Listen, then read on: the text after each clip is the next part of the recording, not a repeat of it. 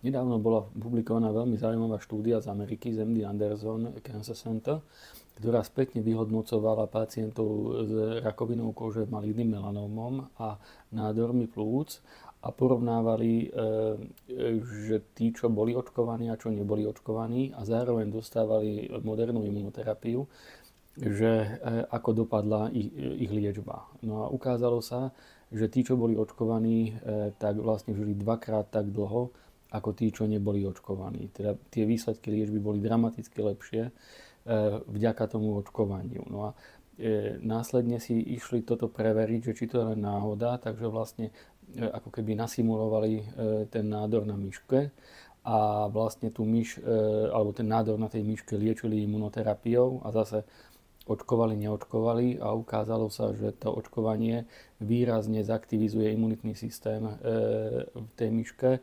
Výrazne sa tvoria bielkoviny, ako je napríklad interferón, ktorý zohráva kľúčovú úlohu v imunite. A naozaj tá vakcína proti COVID nešpecifickým spôsobom vlastne ako keby reprogramuje ten imunitný systém a ten imunitný systém dokáže oveľa aktívnejšie bojovať voči tomu samotnému nádoru.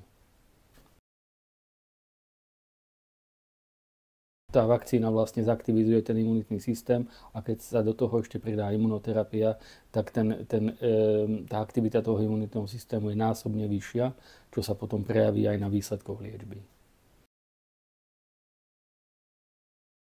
Ako rýchle sa to dostane do odporúčaní, to je otázka asi času, ale čo je dôležité je to, že vlastne my máme registrované vakcíny proti covidu a my to aj odporúčame pacientom, starí pacienti, chorí pacienti, komorbidní, vrátane onkologických, tam je všeobecne odporúčaná vakcinácia proti covidu, teraz nie s cieľom protinádorového účinku, ale s cieľom vlastne prevencie covidu.